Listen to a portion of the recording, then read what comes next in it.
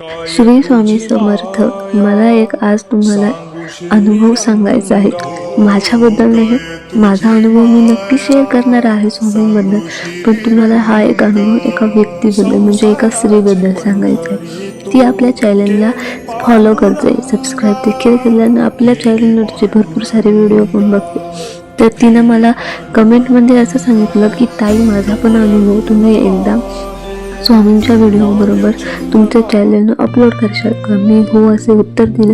तर त्यांनी मला कमेंट केली पुन्हा की माझा अनुभव मी तुम्हाला सांगते. तर असा अनुभव आहे तो, त्यांच्या लग्नाला पूर्ण 1 वर्ष देखील झाले नव्हते, तरीही त्यांचे मिस्टर म्हणजे नवरा आजारी झाले होते. तर त्यांनी देवाकडे प्रार्थना केली. म्हणजे त्यांना आजार कसला होता त्यांनी मला सांगितलं नाही, पण ते खूप आजारी होते. दवाखान्यामध्ये 3 ते 4 महिने होते.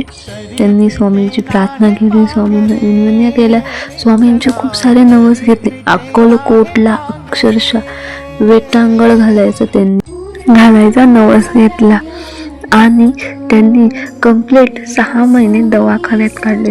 स्वामी माझ्या पाठीशी आहे ना, अहो तुम्ही घाबरू नका बरं का, स्वामी माझ्या पाठीशी आहे, तुम्हाला नीट करतील. त्यांनी पारायण देखील वाचले आणि सांगितलं की स्वामींवर माझा भरपूर विश्वास आहे, त्यांना डॉक्टरही काही करू शकत नाही. अक्षरशः चमत्कार झाला. 6 महिन्यानंतर तोच माणूस खाऊ लागला, पिऊ लागला आणि बोलू लागला.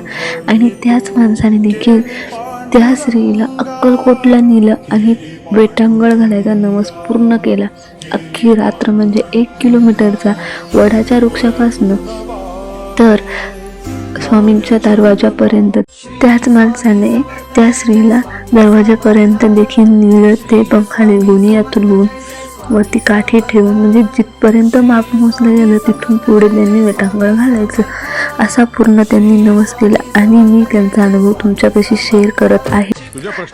अनुभव आवडला असेल तर लाईक करा, सबस्क्राईब करा आणि तुमचाही अनुभव सांगायचा असेल तर आपल्या चॅनलवर सबस्क्राईब करून मला एखाद्या व्हिडिओ मागे कमेंट करून नक्की सांगा तुमचा अनुभव काय. जसा त्या स्त्रीला अनुभव आला तसाच तुमचा काय अनुभव आहे तो पण मला नक्की कमेंट करून सांगा. आणि आपल्या चॅनलला सबस्क्राईब केल्याशिवाय जाऊ नका. धन्यवाद. आणि हो, तुमचा अनुभव नक्की शेअर करा आणि आपल्या व्हिडिओला लाईक करा.